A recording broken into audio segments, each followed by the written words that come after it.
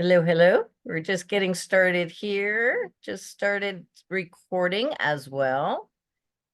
And don't worry about the poll if you didn't already do it. My name's Ginny Bolling, and I'm hosting the webinar tonight. And I have with me two guests, and I know there's a lot of printing on some of these slides. They're meant for if you want to get the presentation afterwards. I don't expect you to read every bit on our bios, but I have with us today Wayne Courreges, and he is the managing principal at CREI Partners. Thank you for coming, Wayne. Then we also have Stewart Heath. He's a CPA by trade and founder and CEO of Harvard Grace Capital. And so we are going to go ahead and talk about the syndication model of investing in commercial real estate, and we will have a lot to cover. So I'm going to jump right in, go fast, fairly fast so that you have time for questions. And I will ask you to save any questions until the end. You can put them into the chat, and we will go ahead and circle back to those. That way you won't forget what your question is, but we'll save those for the end. So thank you for joining us. Very happy to have you here. And so, of course, whenever we're looking to invest, what's the first thing you got to know? Your needs and wants. Hopefully you can know that pretty readily. It's definitely something that you need to discuss with your accountant or CPA too when you're starting to get into durable assets or any kind of real investing. Hopefully there's that kind of discourse already going on. But so most importantly, are you looking for cash flow or do you need tax write-offs? Things like that is really important to know before you start looking at investments, because like anything else, when you start looking at commercial real estate, there's different asset types that are better at different things, whether it be cash flow or depreciation and things like that. So you do want to know what you're looking for, what would complement your current holdings. And I will get back to how to get started to help fill in that question that may be in your mind if you haven't already done some of this. But so you definitely want to spend some time on that before you start looking at investments. And obviously there's the stock market and gold, silver, insurance products. But what I always tell people is the best, most durable asset of all time is real estate, because it's not only been here forever, as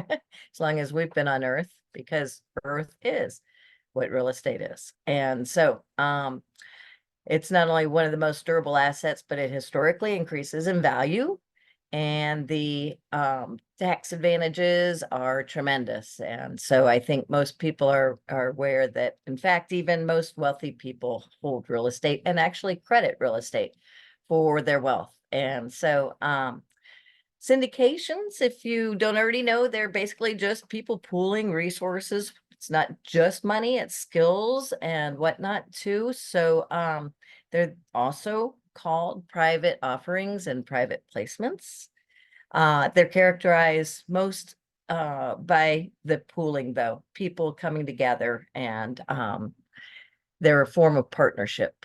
And so what you'll probably find is that there's more and more people talking about them, and that's because the tax laws changed. And so now it's much easier for everyday people to do. It used to be kind of the types of investments you would hear the rich doing in the back of a golf at a golf club or locker rooms. There was a lot of references to the special deals that the rich and famous get. And so now, because these tax laws changed, other people, sophisticated investors, can also participate in these. And so we'll get into that a little bit more. But so that is one reason why you might not have heard of them before. It was the Jobs Acts of 2012 and 17 that actually made it so that crowdfunding and syndications could help people to pool money. And it was largely because so many small and mid-sized banks were put out of business. They were closed for any of a number of reasons during the Great Recession. So that initially was 2012 and again in 2017. The other big thing is depreciation that's changed over the recent years. And so they've had accelerated depreciation off and on over the years. But most importantly, there's been a real stepped up acceleration in depreciation over the last several years. And in fact, we're waiting for Congress to do some decisions on whether or not they're going to reinstate 100% depreciation. But anyway, have to keep moving. This is not going to be an in-depth conversation about those kinds of things. I always like to be sure people are aware that some of the most esteemed talking heads, the Cato Institute and Harvard Business School, are supportive of syndications. And so a couple quotes here. Syndications were created to provide a way for people to create access to capital for business ventures, since so many small and mid-sized banks closed in the Great Recession of 2008 to 11 per the Cato Institute. I guess I just said that. Harvard says not only predicted in the year 2000, but said that syndications would someday own most real estate. And they call it the modern way to invest. So that's comforting to some. And I look to see what the talking heads, that the gurus think about whatever I'm getting into that involves a lot of money. So, and there's risks and rewards like anything. You can have unforeseen conditions in a property. Judicial systems can be difficult. You want to be especially in an area that's got landlord-friendly laws. So, like evictions, unfortunately, are a fact of life in the rental business, and commercial real estate is based on rental income. So that is an important thing to be able to, when you have a bad tenant, to be able to get them out. And so unfortunately, that means evictions. Crime in an area, tragedies can happen, fires, whatnot.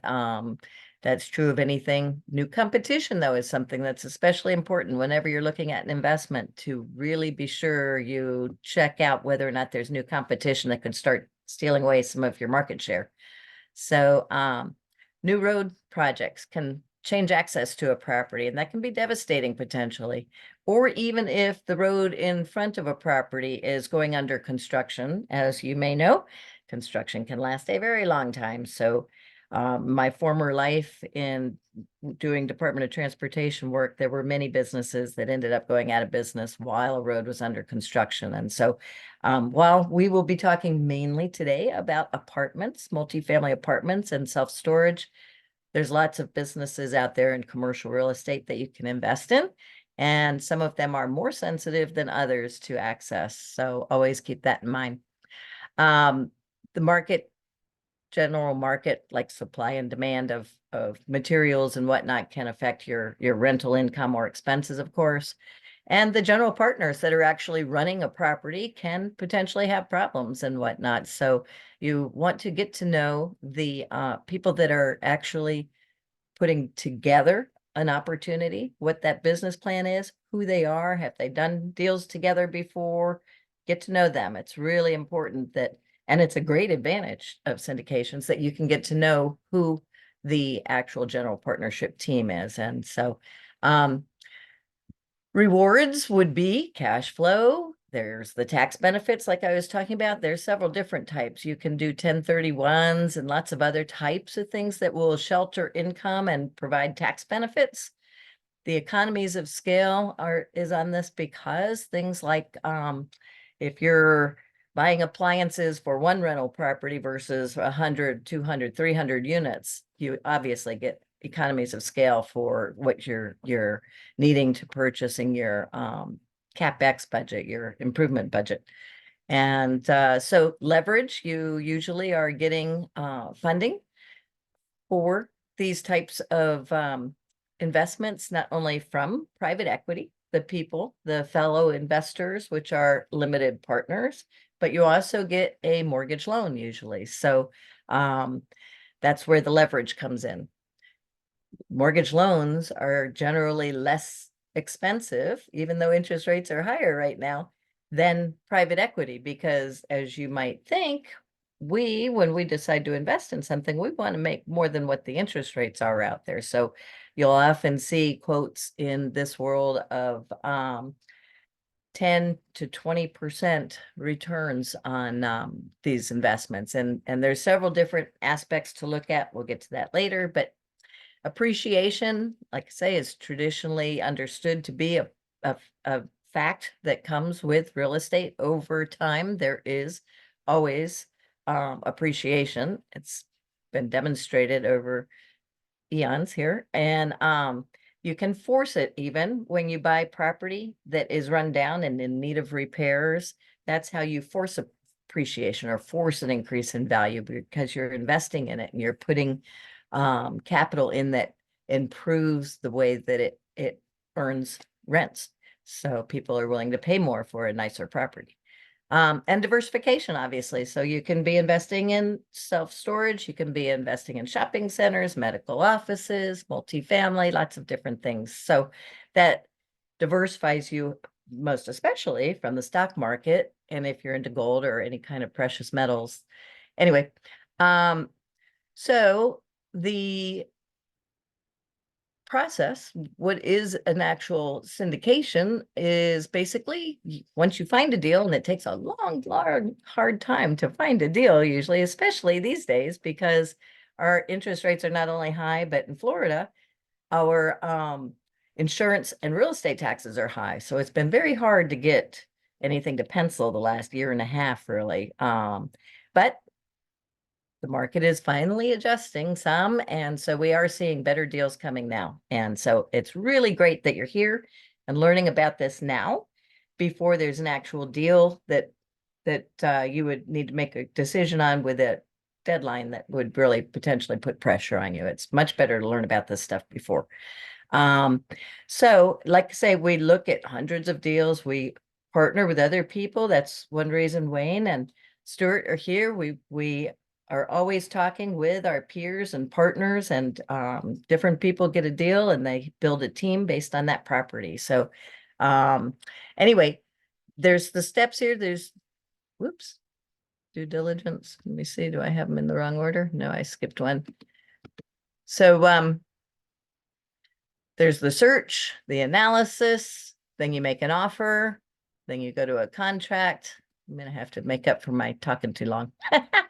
There's due diligence, and that's critical while everything else is going on. You're talking to the investors about this opportunity you have at the same time that you're doing the diligence. You're inspecting the property. You go into every unit when you're buying apartments and you check out every single one.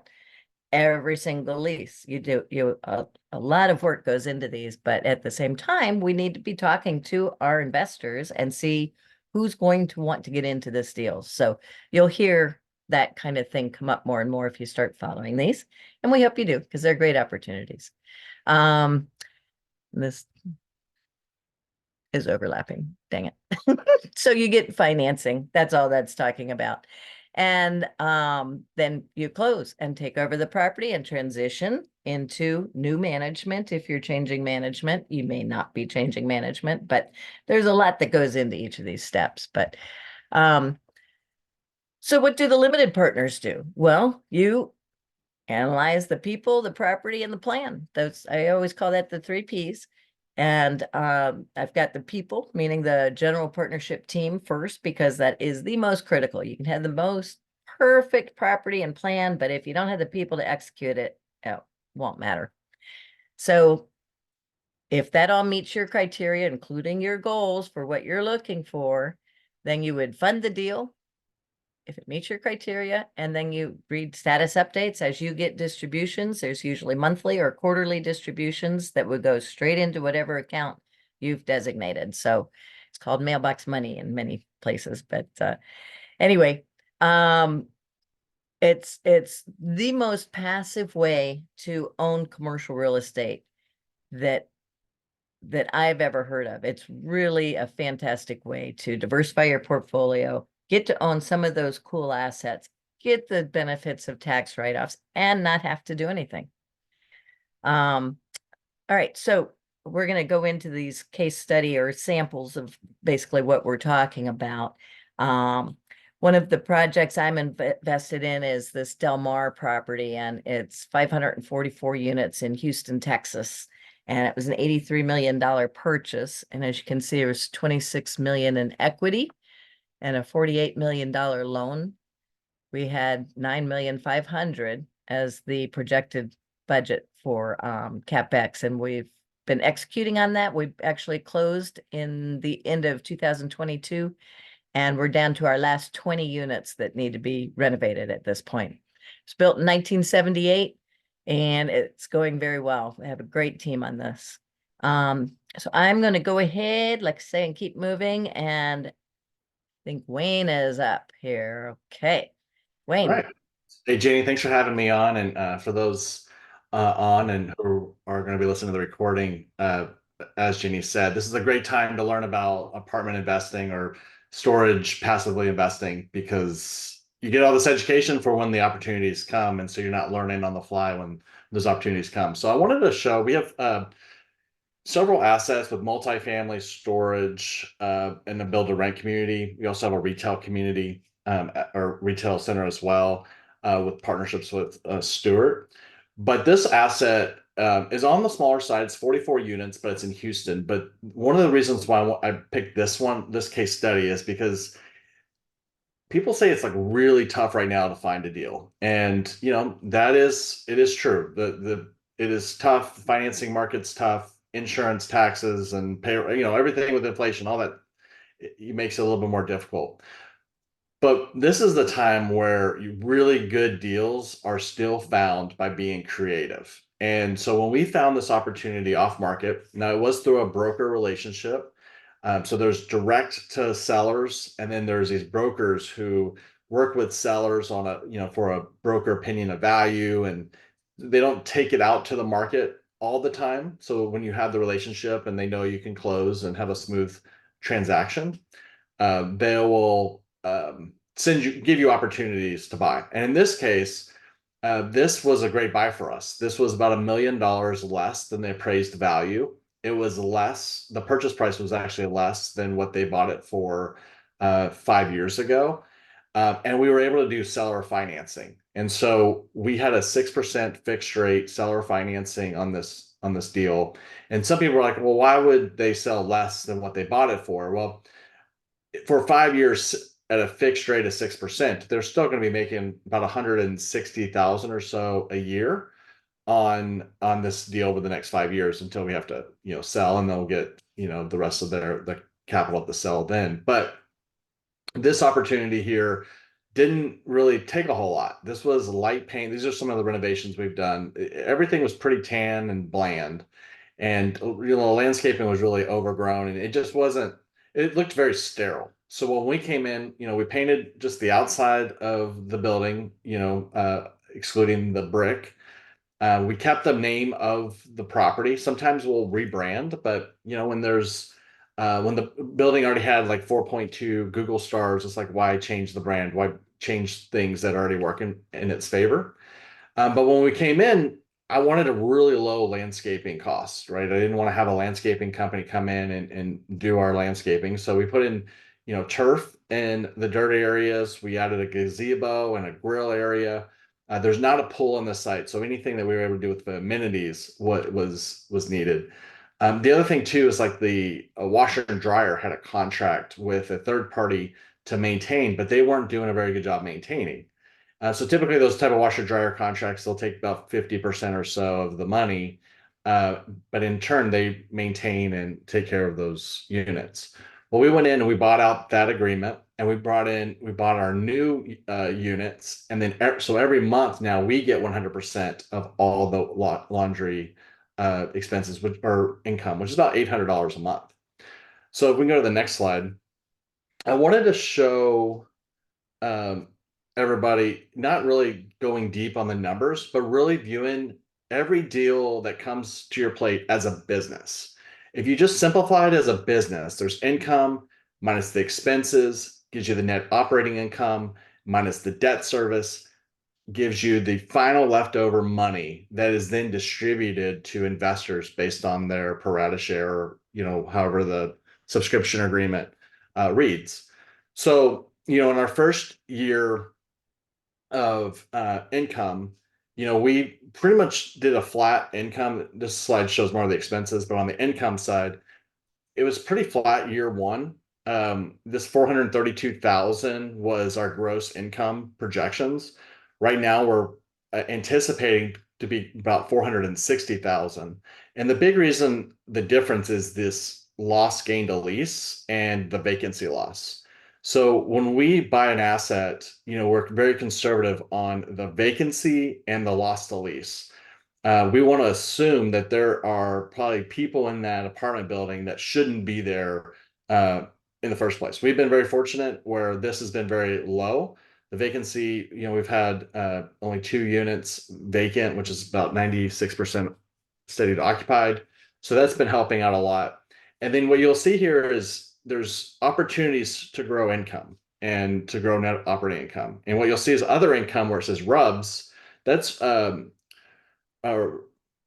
the ratio utility billing. So that will be, instead of like a fixed rate or an all-included utilities, that would be a pro rata share. So year two, we put in 14,000, even though we're already starting to convert leases to the ratio utility billing. So again, if you don't get anything on the slide other than think of it as a business, income, whatever you can do to maximize income.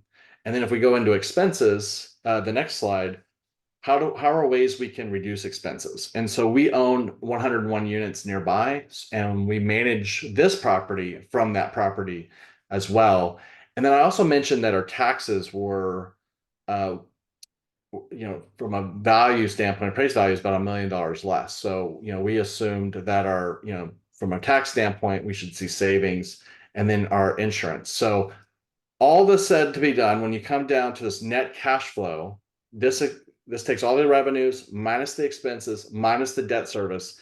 But what I really want to point on here is this is where the distributions happen, right? So this $35,000 of net cash flow in year one is what is being distributed out. In year two, 88,000, year 317,000. And we do that by doing rental renovations, by pushing the ratio utility billing or other miscellaneous income. So if everybody on this call just thinks of, a property as a business, and after all the expenses are paid and debt service is paid, that's the money that's distributed out. And we go to the next slide. This will take you more into a visual of if you invested $100,000 in this deal, as an example, how year 1, 2, 3, 4, and 5 would have worked out for you. So a cash on cash is taking the amount invested into the amount of the overall, like year one cash on cash, or the return. You divide the cash on cash return into the amount invested, and that gets you on this one a 2.35% return. Year two, 5.89, year three, 7.86, 9.22. But when you look at this, you're like, man, that's not really sexy. Like year one, 2.35, when I can do the bond market at 5% plus. And the reality is with tax depreciation that Ginny talked about earlier, and the opportunity to make a lot of money at the sell, you're taking the cash flow years 1 through 5, and then you're taking the sell equity that's pro rata split. And when you take all that into account, typically, your overall average annual returns are 15 to 20% average annual returns.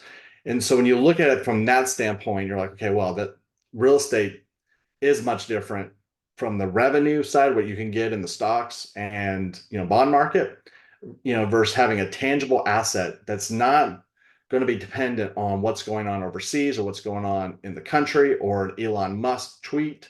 Like none of that changes. At the end of the day, people need a place to live, and it's a physical asset that you can touch and that solves a need, which is everybody needs a place to live. So with that, I'm going to turn it over to my partner, Stewart, where we can talk about a opportunity that he has led for us in Huntsville, Alabama. Before you do that, though, I did a terrible job of introducing you.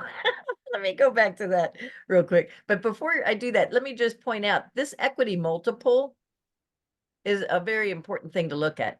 This says that your $100,000 investment over the period of the hold, which is 5 years here, you would be making 1.91 times on your money. So you get your full 100,000 back and an additional 90,597. So that's important to understand. So let me flip back here just for a second. What slide was I on so I don't screw myself up? 21. Okay. Because you need to know who Wayne is. He served in the U.S. Marine Corps. Make it so you can see his head without his forehead missing. He's in Central Texas, and he's served for I was 16 years. Well, I 16 years. I started in the Marine Corps for 4 years, and then when I got out, I joined CBRE in Right, 2007, where I spent 16 years working in commercial real estate. right. Yeah, so he's got a ton of experience. He's got the MBA as well, and master's, and his contact information is here, and I'll come back to this as well at the end so that y'all can get that. But I do want to be sure that you know that who these guys are. They're great people to have and to know. And so for Stewart, I'll introduce you in advance this time. My forehead's not important, Jenny. So So he founded Harvard Grace in 2010. He's a CPA by trade, provides fractional C-level executive services. So that might sound confusing to you. But now, Stuart, would you say that's like having a CEO for hire or a CFO for hire. Yeah. or a CFO, right? I've been a fractional COO and a fractional CFO. I've never been a fractional CEO unless I think about my own company, where it seems like I'm constantly, I can only be a CEO of my own company for part-time, but that's not really true either. All right. And he's been on several different boards for nonprofits and for-profit businesses, and recognized as a finalist in the Nashville Business Journal's CFO Awards. So been a CPA since 1987 and has a BS degree, obviously, too. And he's an Auburn guy. So thank you. I'm sorry to disrupt the order there, but so let's go to his self-storage example. Yeah, right there. Thank you, Jenny. Appreciate the opportunity. Jenny's a great connection through a group that the three of us are members of, and enjoyed getting to know her. And as Wayne mentioned, he and I are actually partners on this particular deal. He and I have partnered together on 3 deals now. And this is the first one.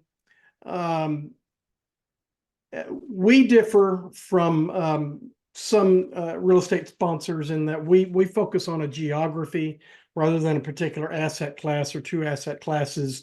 And I don't think either one's right or wrong or whatever, this because we tend to do the day-to-day management. We need projects that are close by, and because that's the way that we can deliver on the business plan that we sell to our investors. So this particular asset here we found in the summer of 2022. We ended up buying it for $10,850,000. It consists of 125 20 by 50 storage units. So each unit is 1,000 square feet. So it's a little bit different animal than your typical traditional storage, where you got some 5 by 5s and some 10 by 10s and some 10 by 15s and so forth and so on. Because this one was built to be for RVs and boats. In reality, this one's sort of in the central Huntsville, Alabama. It's not near any water, so there might be one boat in there. Several RVs, and you can tell there it's got these great big wide driveways, 80 feet between the buildings, that accommodates a good 40-foot RV, of which we have several of those. But the developer who built these had actually built most of the storage assets in the region. And so he thought he'd do one for himself. He'd had this land for a long time, and did this by himself. He put his office there on the site and decided and realized that he's not an operator. Everybody, it's always good to know your skill set. We are operators. We are not developers. You have to sort of pick your risk class.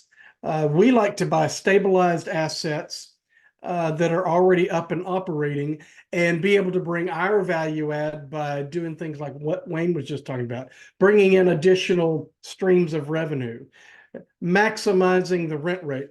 And the seller's, his head was not at all at maximizing the rent rate. For instance, he had a two-tiered theory of how units should be rented.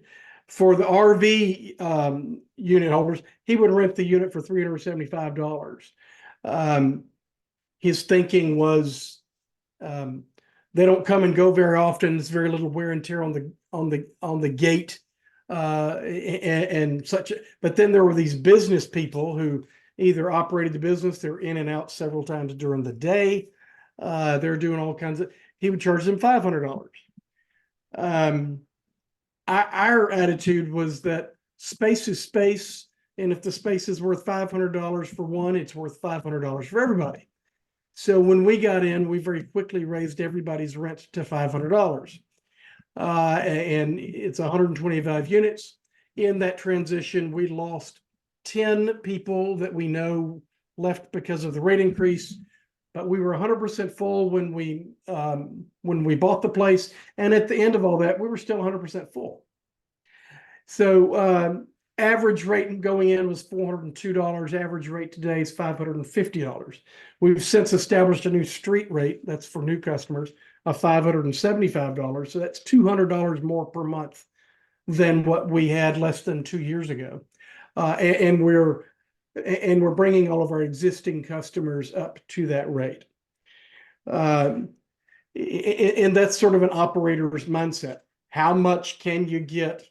How much will the market bear? Storage is very different from multifamily in that our leases are basically month to month. That's a knife that'll cut both ways, but it's easy for me to get rid of people that we don't want, and it's easy for them to leave when they're done.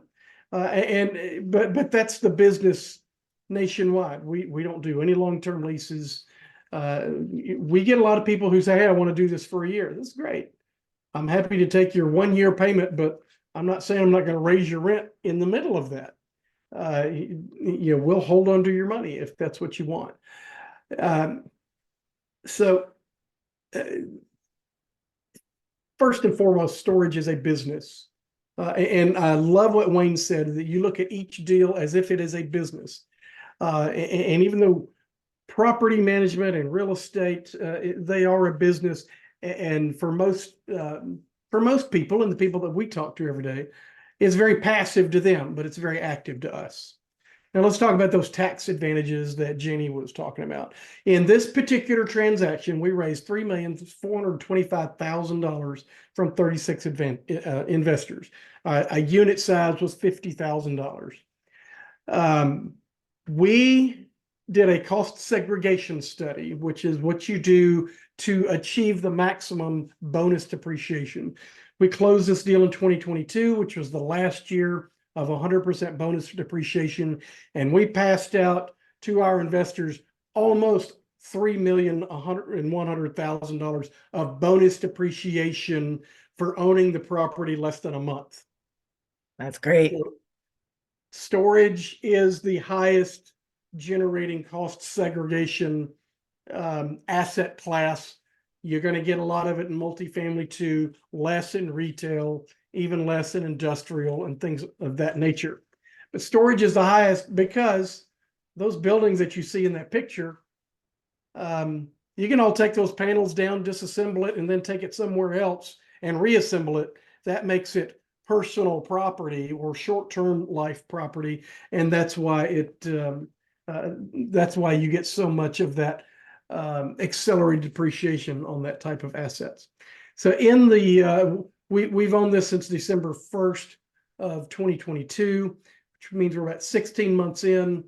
For the trailing 12 months that we just reported as of the end of March, we've distributed $258,637, which is a 7.6% cash-on-cash return, which actually is low for a lot of storage. However, with this, we also bought 4 acres of additional land as a part of that purchase price that in Q3 of this year we'll be building 70 additional units or 70,000 more square feet of additional units that we believe will be able to rent at our street rate, $575 or better by the time they hit the market. And so that's a storage deal. I like storage. I don't want to manage multifamily, and that's okay. Wayne's an expert at multifamily, so is Ginny. Storage will correlate directly to multifamily, and it's kind of like running multifamily without the toilets. I enjoy the ease of management of this. It's easy to get people in, it's easy to get them out, and you know, these are non-heated and cooled. I don't have air conditioners that I'm messing with. I don't have a lot of I don't have a lot of issues. The only problem I have on this site, which you have at every site, is the gate. People run into it, they break it. The mechanism, because it opens and closes 400 times a day, things wear out. So the gates are a problem. But only one per property, that's okay. I'll take those odds. So this is the property that is going according to plan. We're really excited about that one, and I can't wait to see what we're going to get to sell this one for. We expect this to sell in another 3 to 4 years at a 6 cap, which should return an equity multiple to our investors of about 2.1. That's terrific. That's terrific. Am I interrupting? Anything else you No, want to back to add? you, Jenny. Okay, all right. So we got to keep moving so we can answer some questions. Got a couple FAQs that we're going to jump into. So, how to syndicate a real estate deal? Well, I kind of touched on that already. You got to identify the property, structure the deal based on what's possible with that particular property. When you have expansion potential, that's a huge thing. And raise the capital, ensure legal compliance, acquire and manage the property, and complete the ultimate disposition. Some people want to hold these forever, especially these there are some really great properties that what some investors do is refinance so that people can get out that want to get out, and then they keep it anyway. And so if you're lucky, you can stay in some of those too. Minimum investment is typically $50,000 to $100,000. Typically, sometimes you'll be able to get in for less. It's up to the general partnership team. What isn't okay? How do you know if you can get into one? You do have to qualify. SEC requires the Securities and Exchange Commission, SEC requires that you be qualified, and you have to be either an accredited investor. The main two criteria are accredited investor or sophisticated investor. There's other ways to qualify through a company, but these are the main two. And so if your annual income is at least 200,000 of each of the past 2 years, and you're on track for making the same for a third year, that's one criteria, and 300,000 if you're filing jointly, or if your net worth is $1 million or more, excluding your personal residence. And that can include your spouse there too. It doesn't jump to 2 million. It's still just 1 million. Then also there is the discussion on the sophisticated investor is basically that they need to be able to demonstrate that they understand investments and risk, and that property is important for the general partners to be sure you really understand what that game plan is. Each syndication will have a legal document called a private placement memorandum in it, and that includes the operating agreement between the general partners and lots of other information, including the business plan. And you'll hear the business plan in a webinar like this when you have the general partnership team talk about a specific property and what their plans are for the property. And that PowerPoint is actually usually what's included as the representation of the business plan. But and you need to read it and sign that when you're getting into one of these investments. And so it's really important that the general partnership team be sure that anybody that's going in as a sophisticated investor really is a sophisticated investor. And one of the old rules of thumb is that 10% of your net worth is a safe investment to do in any new venture until you get familiar with what you're doing. And in some of these, the threshold might be too high to start with, but you just need to talk it through and see just how comfortable you are. These investments, there's two main type. It's a 506B and a C. The 506Cs only take accredited investors. It's only the 506Bs that are available to sophisticated investors, and it's only 35 sophisticated investors. So those spots can disappear pretty quick potentially. But the main thing that you need to know is that there's a learning curve that you can go through as you start getting into these. How long is the typical hold period? 3 to 7 years is the typical. And can I invest in syndicated real estate deals through a self-directed IRA? And yes, that's pretty dang common. Now you do have some potential tax issues there when there's leverage used. I'll let Stewart talk about that, being the CPA here too. And why don't you go ahead there, Stewart? Well, there can be, if it's all self-controlled, self-contained, your investment funds are all inside the IRA. You're generally not going to run into any of the leverage issues if the leverage is at the asset level. Can be. Now, you will not get any of the tax benefits that we've been talking about if your investment is through the IRA. So none of that depreciation will flow through to you, but you're also not going to pay tax on any of the gains as those come out. So it's a great way to invest, but just understand that it's a little bit different of a ball game than doing it with after-tax cash. All right. Now we're to the questions with 10 minutes, 13 minutes to spare. Yay. All right. Let's look at the chat, see if there's some questions. Let's see here. And if you want to come off mute, you can go ahead and just ask as well. I'm fine with that.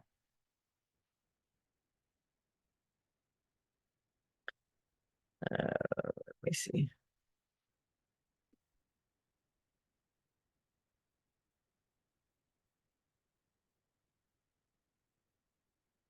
No, what am I doing here? Resize window. Oh, I have to stop sharing. Ha. Oh, but I want to keep, shoot. I wanted to keep the guy's credentials up so you can see that. Oh well. Look, you got a question there from Carol and Maria. Where did the chat go? You can see it? Yes. Carol Yes. says, how do you find out about these investment opportunities? All right. You want to go ahead and answer that? Yeah, we could each answer that one. You can Yeah. find out about these investment opportunities by a Google search, by talking with friends and family. You can talk to us. They are available and more available every day. Yeah, I would like to reiterate what Ginny said before about what does the LP do. That LP is basically the passive investor. And you have the responsibility of checking out your investment sponsor and doing a good job of doing your due diligence on that person and looking at the deals that they've done in the past. You could even start with the Googling syndicated real estate investments or apartment investing. You will get hundreds and hundreds of options that you can research on how to do that. But I would really suggest that you talk with people that you know and follow their recommendations. If you connect with your local real estate investor networks too, more and more people are getting into the commercial side of things because they're seeing just how you can scale so much faster with commercial real estate. And there you can get to know people by networking events that are on a regular basis. There's meetups that are out there too. If you use the Meetup app, you'll find that there are people that are meeting to talk about commercial real estate. But one thing too that I did not mention is that it's really important that you do connect and talk to people that are in the space and try to get to know them, not only because you don't want to invest with somebody you don't know, but they can't even legally tell you about any of these 506B opportunities unless you've already been pre-qualified. You have to have, rule of thumb is 3 significant conversations so that the syndicator knows if you are qualified to hear about such a thing. If you are a sophisticated investor, then you will hear about the deals too. So you won't always find those right away, but you can Google and find the 506 Cs. And the way you can kind of cheat to remember what's what is the 506C, you will see advertised. The 506B, it was made for friends and family. So you have to be friends or family pretty much, or be connected. So hopefully that helps. All right. I never did find the dang chat. I don't Is there another question here? Maria has one, no questions, but I appreciate the information very much. Right.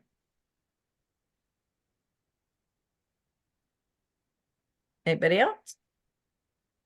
And Carol said, thank you. Well, thank you for joining us. And if you do want to get pre-qualified, definitely reach out, schedule a time to talk with myself, and the contact information. That's right. That I was going to go back to Stewart and Wayne's information here. Take a screenshot there. Your contact information isn't there. Oh, Wayne's is, right? Yeah, Wayne. Sorry. Why don't you go ahead and say how to get in touch with you, Stewart? I'm pretty easy. You can go to stewartheath.com or just to harvardgrace.com. They're both there on the screen. You can find more than you ever wanted to know about me there. So Great.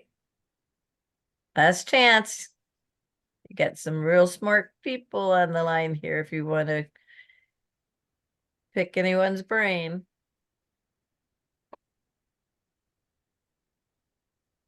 I also like the Southeast, Georgia, the Carolinas. I'm just starting to get into the Tennessee area where both Wayne and Stewart are operating. Huntsville is going gangbusters. In fact, you want to talk a little bit about what's going on up there? Huntsville is an interesting city. It's being driven by 2 major factors. A refocusing of military administration and defense industry spending focused on Huntsville. It's long time been the base of NASA, but the Army reallocated several Army commands there in 2008. And then at the same time, you've got some pretty massive industrial companies. Toyota, Mazda have a joint venture there. Remington, Polaris, Facebook has a massive data center there. Jeff Bezos put his rocket engine plant there. I can go on longer than we have, but it's just, so it's doubled in size in 10 years, and probably we're looking at another doubling in the next 10 years.